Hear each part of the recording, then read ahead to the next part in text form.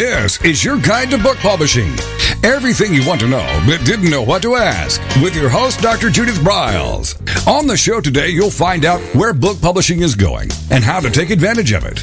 How to identify and avoid publishing predators. What opportunities are emerging as the book trade evolves in new forms. How to avoid losing money and much, much more. Join us now as a variety of publishing pros will deliver insights and strategies to take the author to the next level of publishing. It's your guide to book publishing. Everything you want to know but didn't know what to ask. Brought to you by AuthorU and the Book Shepherd. And now, here's your host, Dr. Judith Briles. Welcome back to another episode of AuthorU, your guide to book publishing. And as always, when I have a fabulous guest like we have today, want to do, our objective is to just share ahas, insights, tidbits, nuggets that will make your authoring, writing, and publishing journey so much more successful. And I always want to remind you, make sure you follow me on Twitter at MyBookShepherd. And hey, join our Facebook group, Book Publishing with the Book Shepherd. With that said, I always love to lead with a tidbit, a quote from my book, Snappy, Sassy, Salty Success for Authors and Writers. And today's quote is, if an author doesn't believe that he or she has the power to deliver the right words within the body of the work, who else will? With that said, that ties into not only the belief factor, but how about the visualization factor? With us today back is Dr. Lynn Hellerstein, who is an author of many books focusing on that see it, say it, do it concept. She's also now a podcast host, and I'm going to have her talk a little bit about the podcast that she has going that focuses on the power of visualization. Hey, Lynn, welcome back. Well, thanks, Judith. Always great to be back with you. All right. So we've got visualization. Well, wait a minute. Before we start, let's just tell them about your new podcast. So what's the title? How do they find it? Sure. The title is called Vision Beyond Sight, and it's available on all the main platforms that you listen to on for your podcast, Apple, Spotify, Amazon, Google. You can just look under Vision Beyond Sight and or my name, Lynn Hellerstein. All right. So that sounds easy peasy. All right. So with that said, we're going to be talking about with our audience of authors and writers, and where should they start? Should they just start writing, or should they kind of lean back, close their eyes a little bit, and maybe visualize where they're going? What do you think, Lynn? Well, first of all, people have their own process, and what might work for me may not work for somebody else. So the first important piece is to find your process. How do you create? Now, the majority of people I see and work with are visualizers. In other words, they see some type of a story or an idea or a concept, or they may see it, feel it. They may have a multi-sensory approach to, there's something I have that's important that I need to get out. My process personally is I see the end result of what I want to accomplish. So for example, when I started speaking, I was a speaker for like 30 years before I really ever wrote any of my books. And I remember having a lecture on visualization. And when I was done, I clearly remember saying this to myself, my gosh, there's some great nuggets and wonderful ideas. Somebody needs to write a book about this. But it's not going to be me because I didn't like to write. I had all the ideas, but I loved to speak. Writing was not my forte. But once it was in my head, I was creating this whole book in my head. You know, the chapters, what I wanted to say, the topics. And once it really got in my head and it got too big, I had to find a method to get it out on paper. And that was how my book started. Mm-hmm. Well, I've always told authors and speakers as well, is that you need to visualize it. I mean, I really believe that. I used to see myself on the stage. I used to see my talking. I would see the conclusion. When I had books coming along, I started visualizing what the cover was going to feel like. Literally, I would start dreaming about chapters. I knew when a book took me over in my sleep that I better get going. And well, that was certainly my experience too, Judith, when we worked together. When we were in the flow of it at 4:00 every morning, and I'm not a 4:00 wake up person normally, that is when the creative ideas came to me, and it really just flew out of my hand. I mean, I had to get up because there was too much information to remember, and that's when I would write my chapters.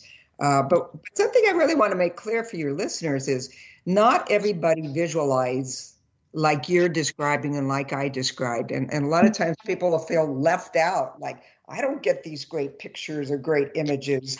And people are different. And that's why I mentioned multi-sensory. People may have a sense or a feeling, or they can just touch or, notice or be aware of their ideas. So it doesn't have to be in these big neon lighted colored signs and pictures. I wish it was for everybody, but that there's other ways that you can receive, visualization is a little misnomer. I call it multi-sensory imagery. There's other ways that you might receive your messages. And the key is to be open and be aware to what's going on and what you're noticing.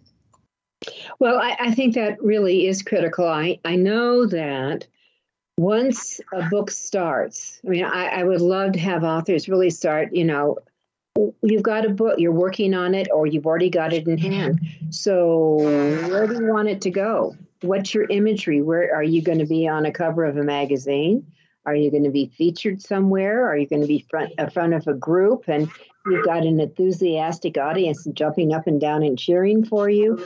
Are you signing books until you feel like your hand's going to fall off?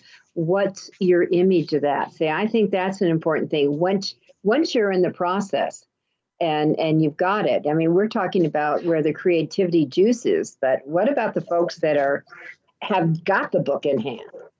They don't need to imagine writing the book. They did it. It's where they go next. Yeah. So then what's next is the next question. I'd like to share a story, and this happened to me for speaking on the book title. I always imagined my picture of speaking was I was in front of an audience that was close to 1,000 people. It was such a big room, I could not see any but, individuals because they just went back forever. And I visualized that I had this sense of I was sitting in the back waiting to go on stage, and I would see the prompters and I would be talking to the producers, and I could see myself going out there. And about 5 years ago, I was asked to speak at a conference. There were 900 people there. And the whole scene was just like I had imagined, including the prompters and the backstage. And so once I got on stage, I realized, oh my gosh, I just accomplished this visualization, this dream. And on stage in front of 900 people, there was a lapse in my speech. It was almost towards the end of a 15-minute speech that I had this image just popped in from the sky of this big canvas dropped down in front of me with a big paint bucket. And it was, what are you going to paint next? And this was right in the middle of the speech. And I thought, oh my gosh, I need to finish this speech and move on.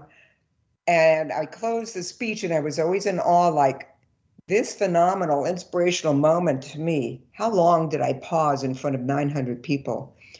And when I looked at the video, it was not even a blink of the eye. It was all that quick in my mind that I was ready to create my next step. So, creating your book, step one, and then you've got the marketing and where you want to take it and then what's next. So visualization isn't a one-time take a picture. It's like constant creation, modification, awareness, learn from your pictures and move forward.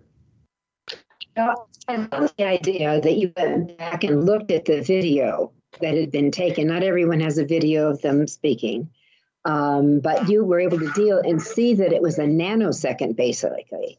But this drop of an idea then took you into a whole nother environment, which I think is kind of cool. Well, it was probably one of the most inspirational moments I've ever had speaking. And here it is in front of 900 people. Nobody even knew it. Nobody was aware. But it was sort of like the old cartoon characters that used to stop in the middle of a little cartoon where they'd have the cartoon bubbles of this conversation going back and forth. Mm-hmm. That's what it felt like. But that's when your mind is open. That's how I call it fall. Things just drop in. Things just are created. It's not working hard to create something. It's being open, allowing, being quiet, and seeing what shows up. And that's why everyone, because these things do drop in, and most of us are so sure we're going to remember everything, and of course most of us don't. So I mean, that's the truth of it.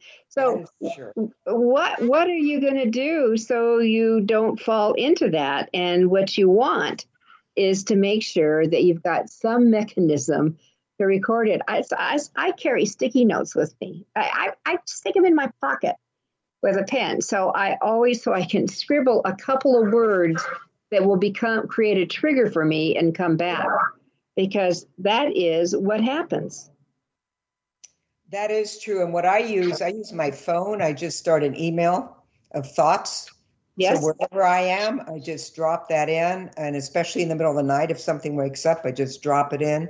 And the next morning I'll wake up, and sometimes they're profound and sometimes like, what the heck was that all about? But yes, write it down, because you will forget it.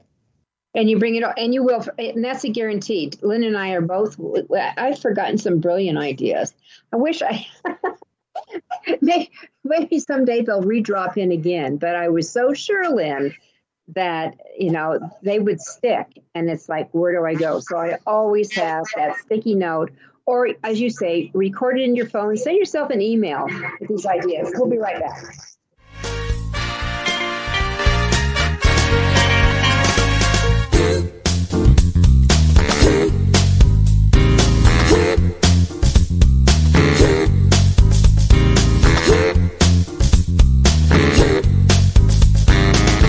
This is your guide to book publishing. Everything you want to know but didn't know what to ask. With your host, Dr. Judith Briles.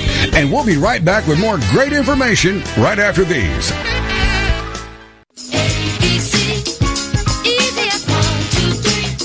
Is there a book in you? Or another? AuthorU shows you how to create, develop, and publish your book without being hoodwinked. If you already have a book out, you will find a supportive and brainstorming community that is connected and creative, no matter where you live. AuthorU brings in national experts for its book camps and annual AuthorU extravaganza. It has regular meetings and delivers webinars for its members on timely topics. Through AuthorU's extensive network, members enjoy exclusive benefits, including significant discounts for a variety of services necessary to publishing. AuthorU is the premier authoring resource in the country, creating community, education, guidance, vision, and success for the serious author. If you want to create a book that has pizzazz, punch, and panache, AuthorU is for you. Timely author and publishing tips and articles are posted on its social media platforms, and it is free. Discover AuthorU, where authors go to become seriously successful. Join AuthorU today at AuthorU.org.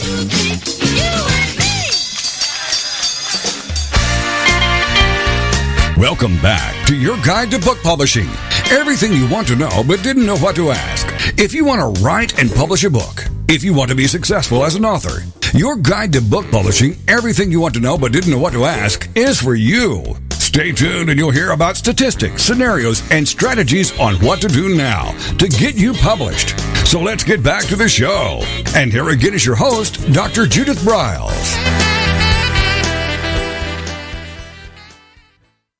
With me today is Dr. Lynn Hellerstein. She is the author of 4 books, many award-winning, especially See It, Say It, Do It, and the #1 Amazon best-selling book, Expand Your Vision, which is her latest. It's one of those small gems that you want to get. And I would certainly encourage you to just, go online and get it ordered and bring it back in, because there's lots of very helpful stories that would include for kids and athletes and the like, because we're talking about visualization.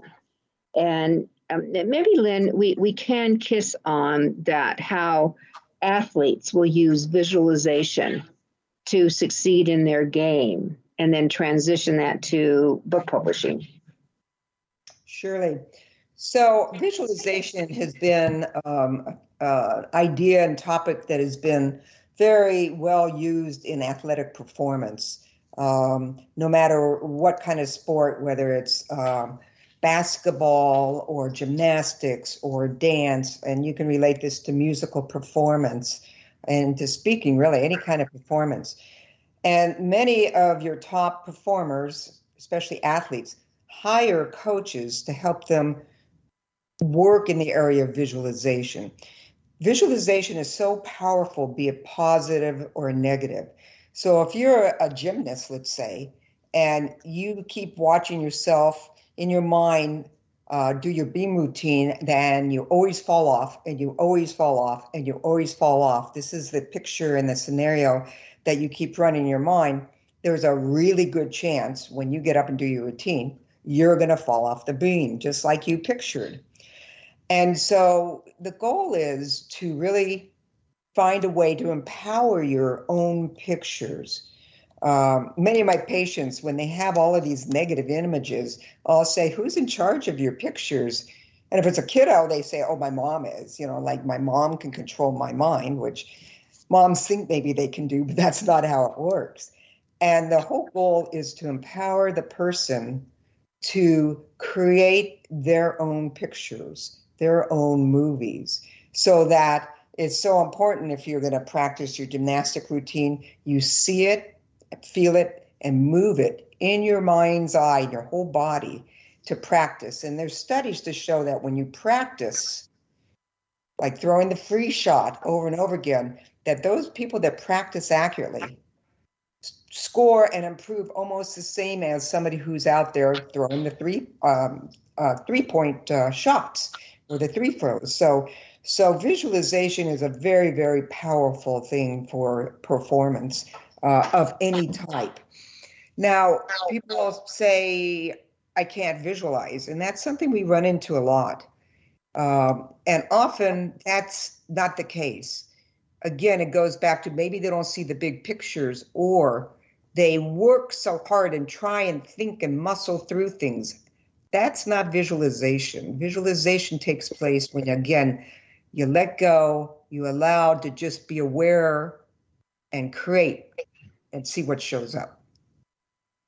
Well, I actually love that. And I can give you a side story. One of my good friends was working with Tiger Woods when he was not as broken as he is now, as he's gone through, but working with him in a variety of things. And they went out on the course and they were going to hit balls. And so Arjun's view was that they would hit buckets and buckets of balls. Tiger only hit 7 over an hour's period of time. 7 balls. And then he said, we're done. Because what, Arjun didn't realize at that time was he was visualizing his arms, his legs, his butt, his body, the whole thing going through with each stroke before he hit. Yeah, that's a great story.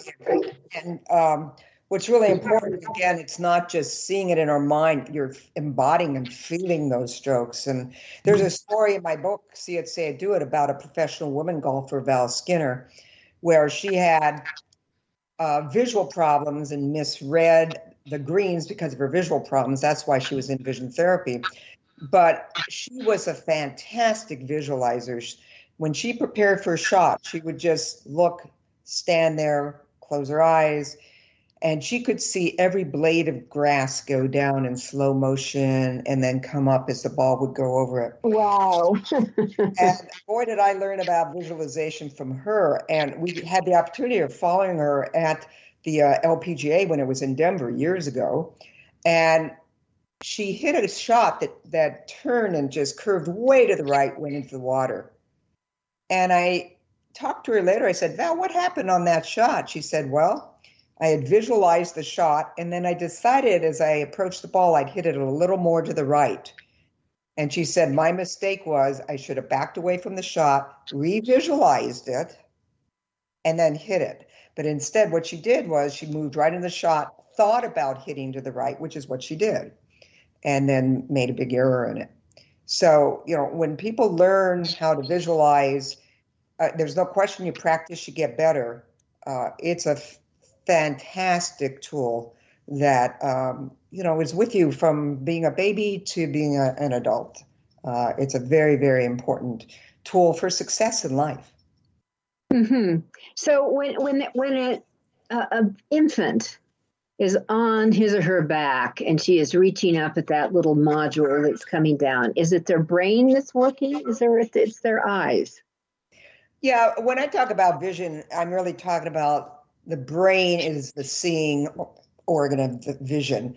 People think it all takes place in your eyes, and you do need healthy eyes to get the light information in. Mm-hmm. But what's really interesting, Judith, there's studies on people who are blind and the level of visualization they have, and many of them have never seen in the outdoor world, but they have a whole visualization ability.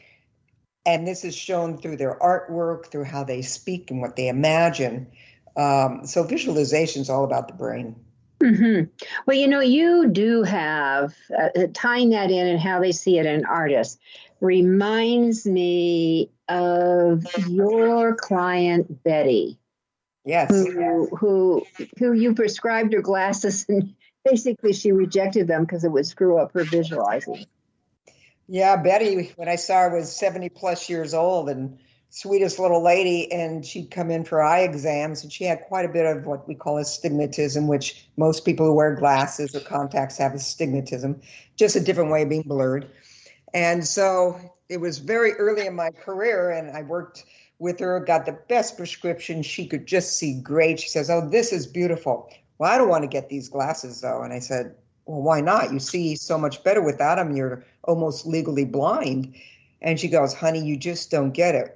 When I do my artwork, I need to see so much more than just being clear.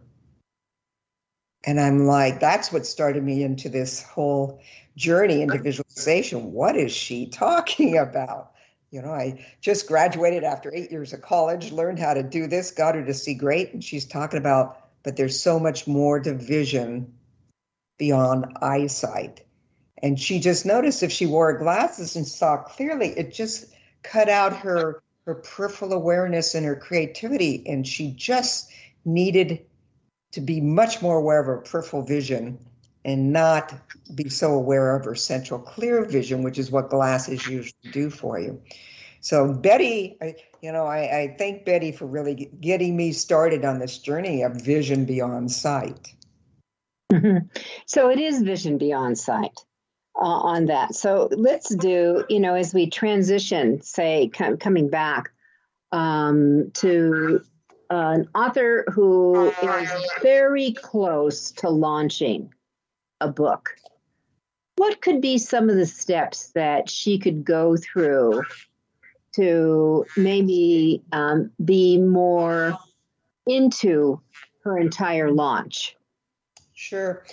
Well, the place I start most everybody is to find a place where they can really be themselves. And if you want, can I give a quick visualization for people to experience this? Sure, absolutely. Let's do it. So since we're on radio, it's very easy, or on podcasts, it's real easy. You could close your eyes. The rules of visualization are that there are no rules, really. You do what's comfortable for you. Most people are sitting comfortably, but some people will want to rest or lay down. It's okay as long as you don't go to sleep, okay? And so let's find a place where you're really comfortable. Settle in. If you're sitting, put your feet on the floor. And just start breathing in and out. Breathe through your nose in and out. And as you continue breathing, just allow any tightness, any stressors, anything that shouldn't be there, allow it just to fall off. And let your muscles relax. And as you're breathing and relaxing, just allow your imagination to take you to a place where you're very safe, a place that you love.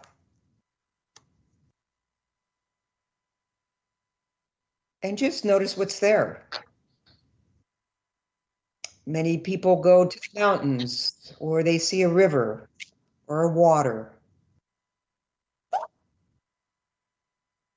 But just allow yourself to be in your essence, where you are truly you. You are powerful. You are calm. You are relaxed.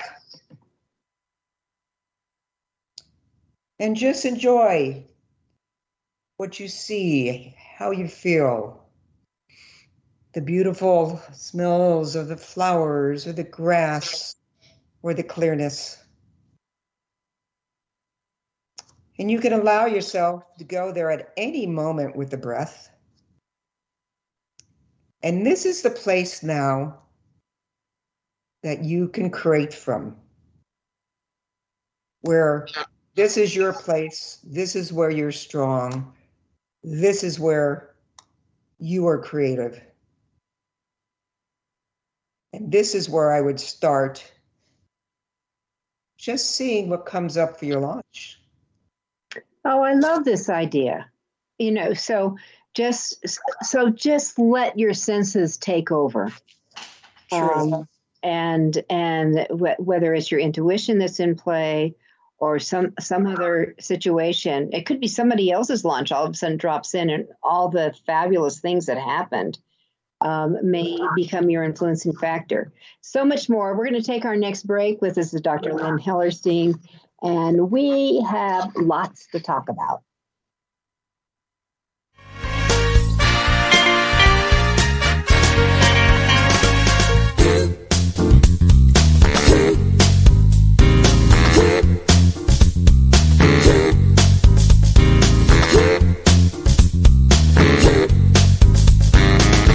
This is your guide to book publishing. Everything you want to know but didn't know what to ask. With your host, Dr. Judith Briles.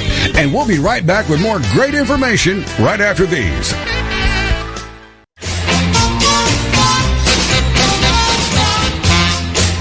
Discover the power of you and your book at the Judith Briles Unplugged events. Each summer, Judith Briles Book Marketing Unplugged unfolds over 3 intensive days working with just Judith. You get publishing strategies, author and book platforms, book marketing panache and pizzazz, and authoring tools to take you and your book to rock star success. In the fall and winter, Judith Briles Speaking Unplugged includes Judith as your coach and mentor during 2 powerful days. You will learn how to structure a speech, how to create openings and closings, how to find gigs that pay you and sell your books, and you will get one-on-one coaching. Go to thebookshepherd.com and click on the Events tab to learn how to participate at the next Unplugged Workshop event.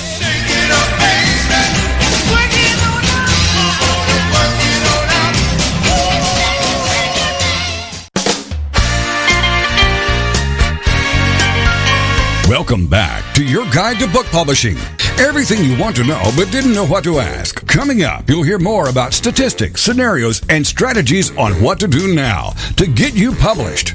So let's get back to the show. And here again is your host, Dr. Judith Briles.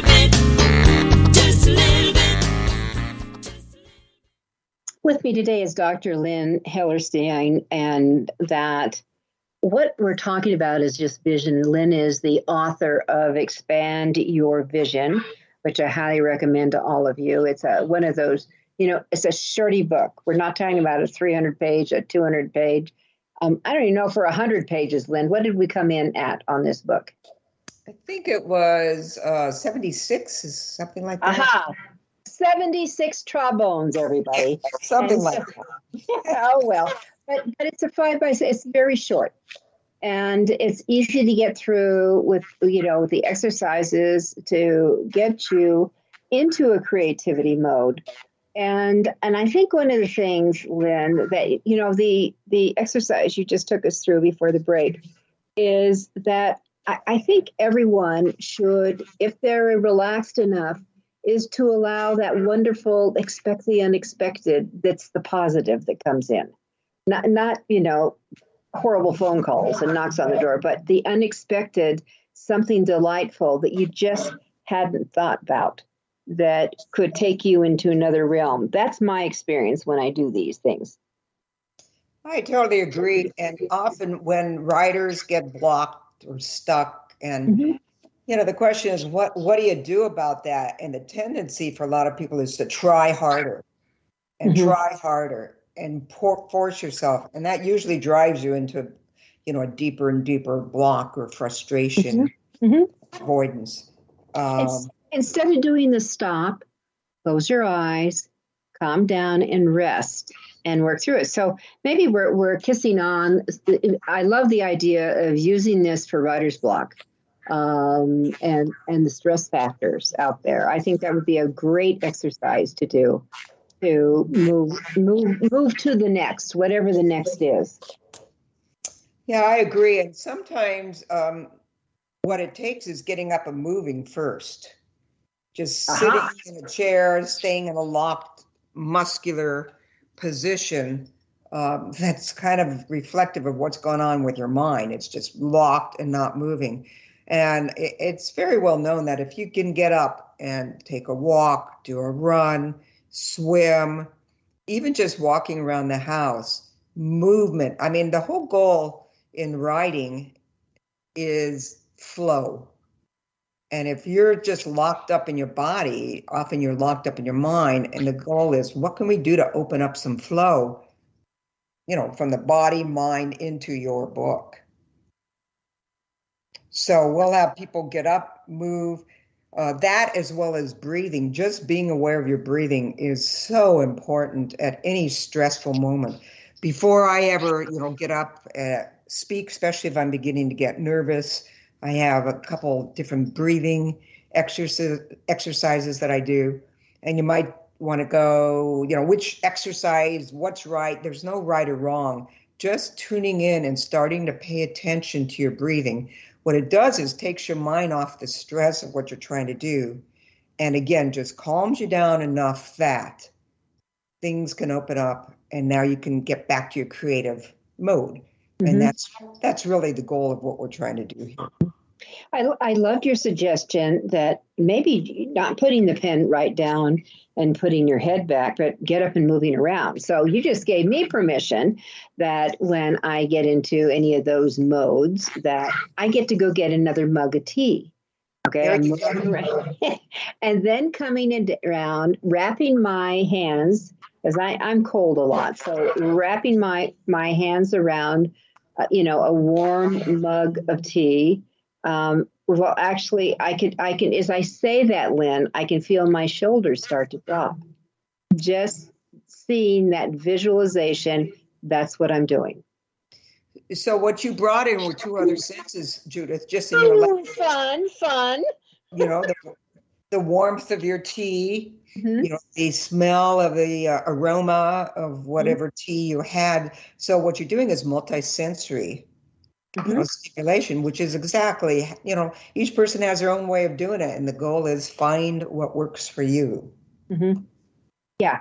And that's the key, everyone. Everyone has, I refer often to the author muse. For me, I was actually calculating the hours for summer solstice, Lynn. You know how I love summer solstice. That's right. The longest day of the year, 15 hours of sunshine.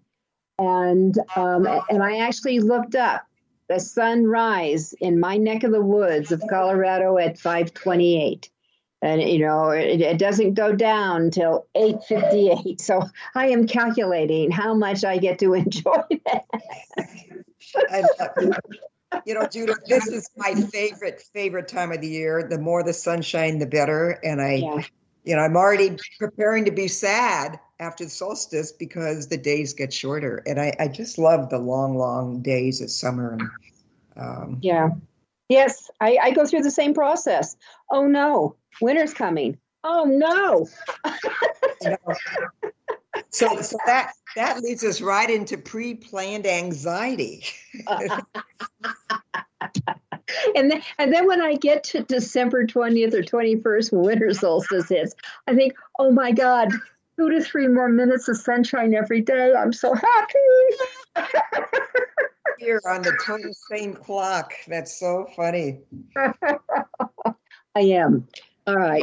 Insight to me. All right. So let's talk about some of the anxieties that authors put them through on that, and how, whether you go through the exercise you just went through, or there's some other tips that you might have. Yes. I'm not a psychologist. I work a lot with psychologists, referring patients back and forth. But anxiety, especially now through the pandemic and the isolation, just in general, we are seeing so much anxiety with people of all ages, from little kids to adults, and with, shortages and inflation and all the factors. I think it's just fueled people's anxiety. What I've learned over the years of being in practice is that so many of these people that I see that have significant anxiety are often really great visualizers. Now, I don't have studies to show that. I just have 40 years of practice experience of seeing that. And the way I found this out was when they started telling me about why they were so nervous or upset or anxious.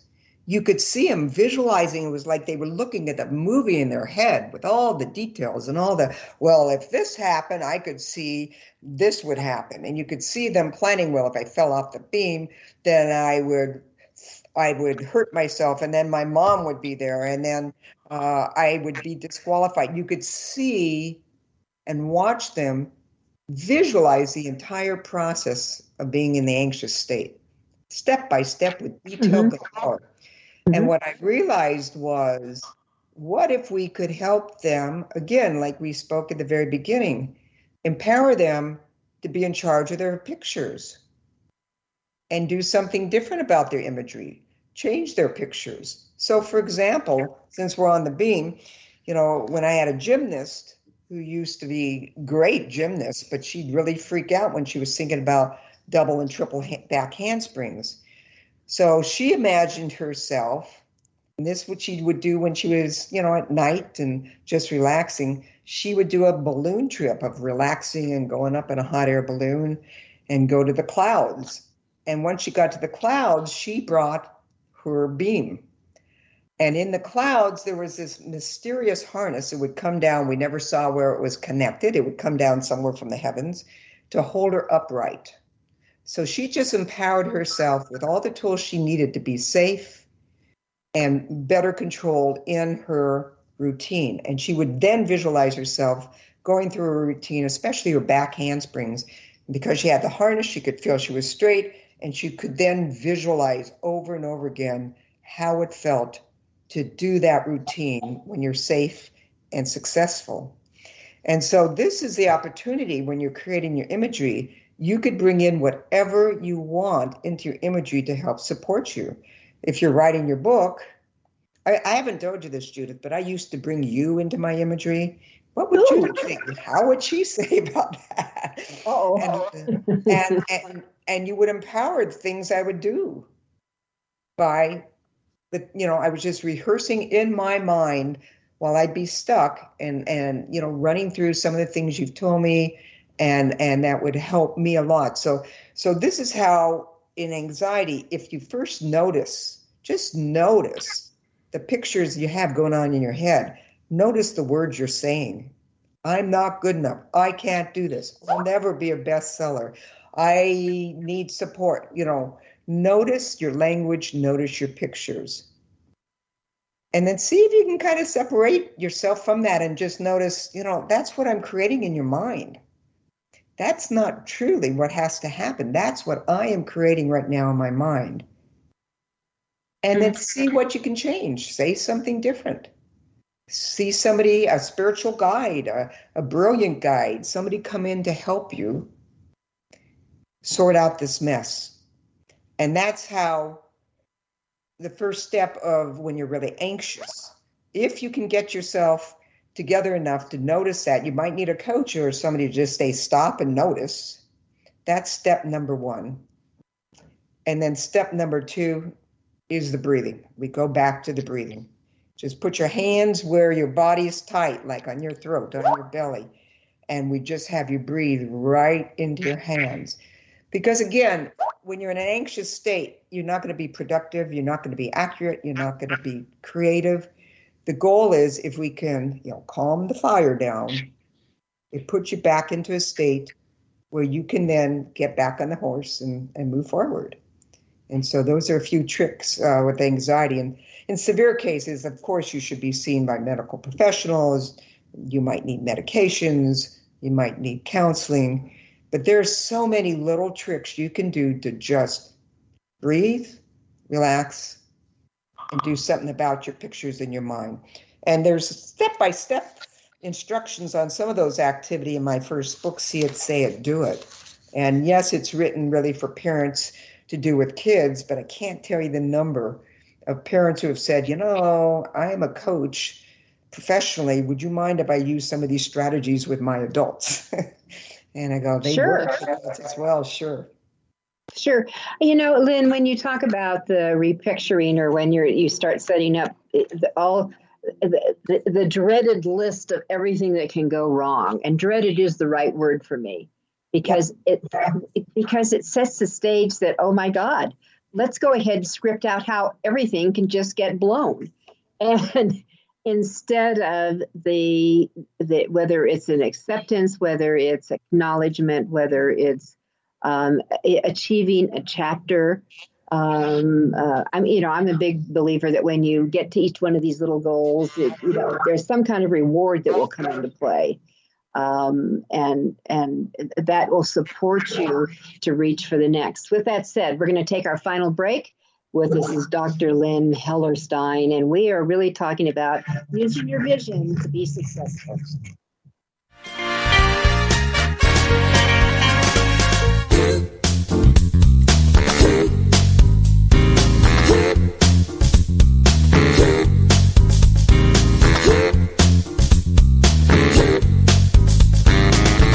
This is your guide to book publishing. Everything you want to know but didn't know what to ask. With your host, Dr. Judith Briles. And we'll be right back with more great information right after these.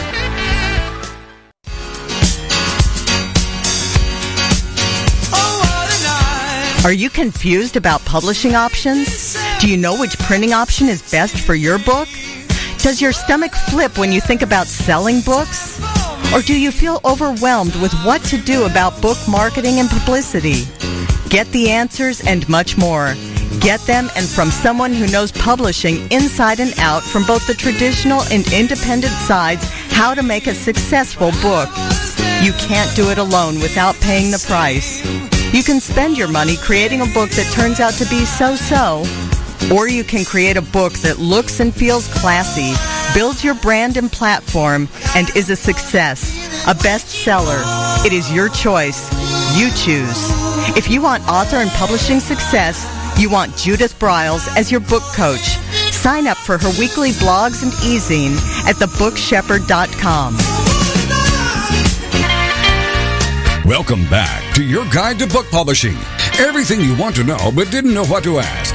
If you want to write and publish a book, if you want to be successful as an author, your guide to book publishing, everything you want to know but didn't know what to ask, is for you. Stay tuned and you'll hear about statistics, scenarios, and strategies on what to do now to get you published. So let's get back to the show. And here again is your host, Dr. Judith Briles.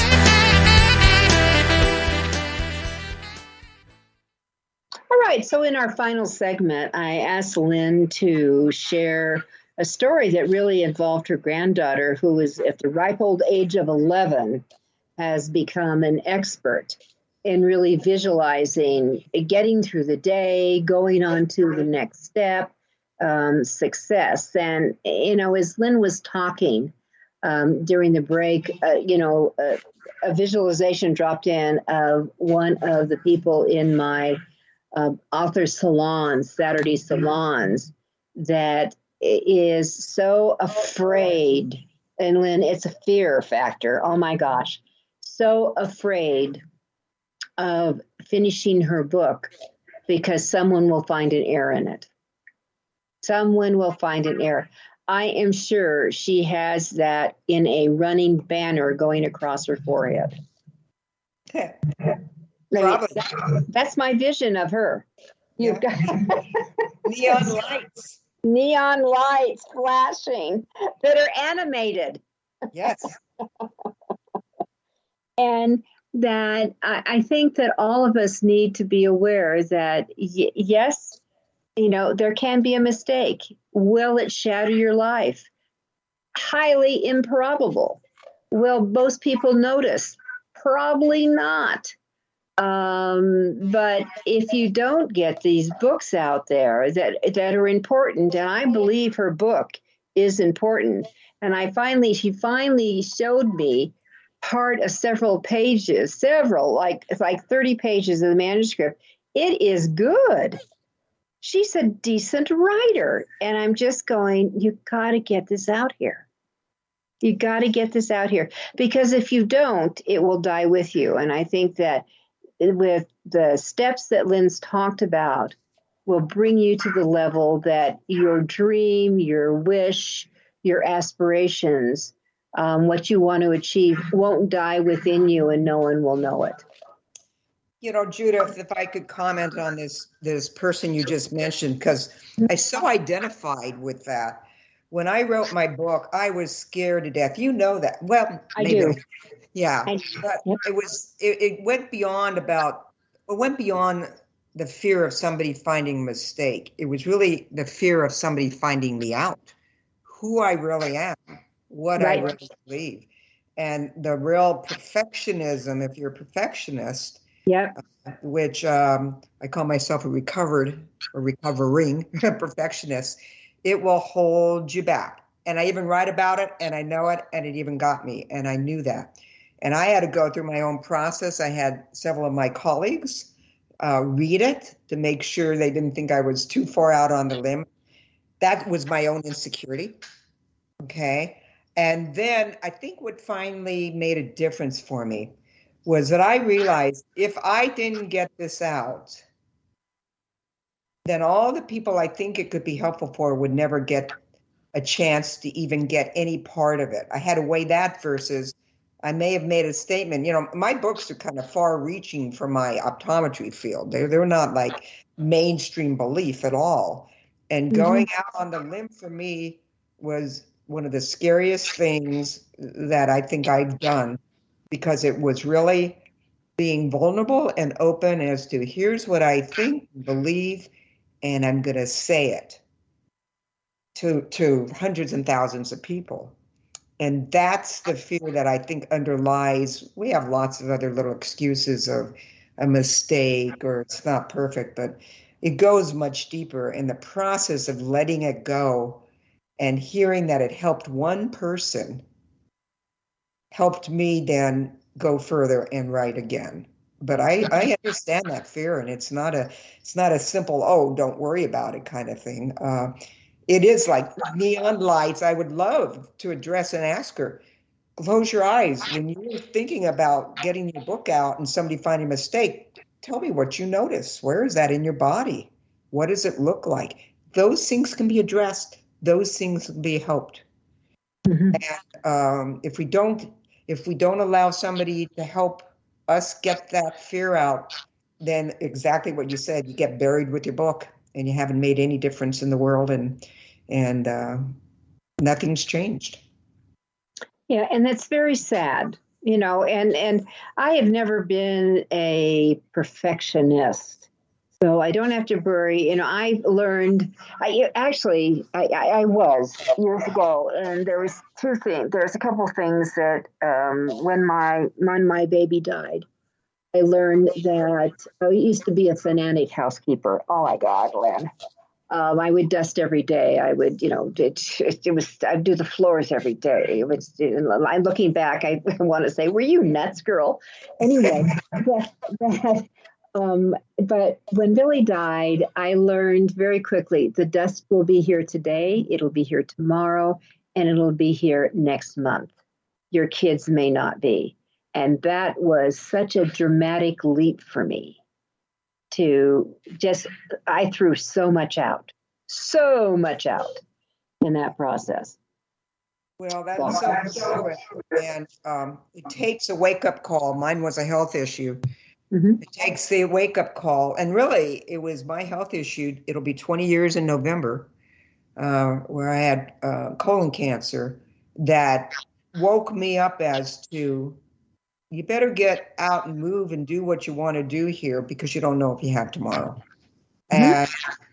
And part of my goal in writing is to try to help impact people who get stuck. I mean, that's getting stuck in the perfectionism there's lots of reasons why. That's a heavy psychological, question. But I believe we all can find ways to unstick ourselves and allow ourselves, and it's being vulnerable. That's a word I never could even say, vulnerable. I know, but and you become not only vulnerable, but also humble as a published author, because not everyone's going to love you or your book, and some will let you know it. Hey, Judith, you taught me that lesson big time, if you recall, when I had another editor who didn't want to share any of my health stories and my insecurities, and you looked at her, fired it on the spot, said, no, that's what people want to read about, how you fell down, but more importantly, how you got back up and created what you did. And that has forever stayed with me. And that my lesson that was reinforced, that the value of it to other people. I mean, I wasn't afraid to tell people that I screwed up, that, because I was asked when I went through, now we're talking about something, everyone, I went through a financial embezzlement many, many years ago with a good friend and partner, stole $1 million from me. And that you don't want to let anyone know this has happened. I mean, I'm not stupid. How could I be duped? That was going through my head. How could I be so duped to have that happen? And when people found out, especially after the book came out, that the number one story they all wanted to know is, how did you overcome that failure? How did you get back up on your feet again? How did you get going again? So for all of you listening in, when you're writing here, whether it's a how-to book, your own personal memoir, you've got to be vulnerable and let that pain come out, and how you dealt with it and moved on. That's going to be, that was not going to be the subject of our discussion today, but I think it's important one you all need to grasp. Well, I agree. And that's when I really started learning about visualization, because it was working with a psychologist who utilized visualization in the body, so it's somatic and imagery. That is what pulled me out of my health crisis and trauma of losing my mom and all of this. It was the visualization that I'd been working on with my patients in vision therapy, but much deeper into the body. And it was really that lesson of the health crisis and being vulnerable, that really opened the door to me of visualization being a powerful tool of life, whether you're a writer, an athlete, a student. I'm glad you actually brought that up, because that's where it really started and became so important to me, was in life's lessons like that. So life's lessons are the best. Well, we've got like 2 minutes here, Lynn. You talked about a life lesson for your 11-year-old granddaughter has already experiences now implementing and using for her own growth. Is that not right? That is correct. She is actually on one of my podcasts, and her name is Adina. And we started doing balloon trips and relaxation trips with the kids when they were toddlers. They had a scary day. We'd go on a balloon trip and dress things up and just have fun and laugh. And she used visualization when she was really scared to go to the dentist. And she's so visual, and she would describe the tools, and you could see her body, her face get tight as she's like, the dentist is coming. And well, she imagined herself when she finished the dentist, she was going to go to get a Frappuccino, and imagine Frappuccino land. And there was yogurt and coffee and games. And she got so into creating Frappuccino land. That was her job when she went to the dentist, is to imagine herself going to Frappuccino land. She went right to the dentist and could hardly wait to leave so she could get her Frappuccino. So that started, kindergarten, 5, 6 years old. And now she's a big creative writer. She writes unbelievable stories, and she describes her imagery of what her story's like before, and then how she changes it and then writes it. It is just a joy to watch her at 11 years old talk about the power of visualization and how she uses it. Mm-hmm. And it's so amazing to do that. And I love hearing stories about kiddos being able to grasp this so early, because they're the ones that are going to really move ahead. And they're not going to get, in my opinion, waylaid by some of the outside noise. It's so common, especially as, a teen is eventually going to be a teenager. Oh, my God, Grandma. Tell me about it. All right. With us has been Lynn Hellerstein, and she is the author of Beyond Vision. And I can't expand your vision. She had Beyond Vision too, but expand your vision. I can't recommend it highly enough. Take advantage, be successful. Thank you, Lynn.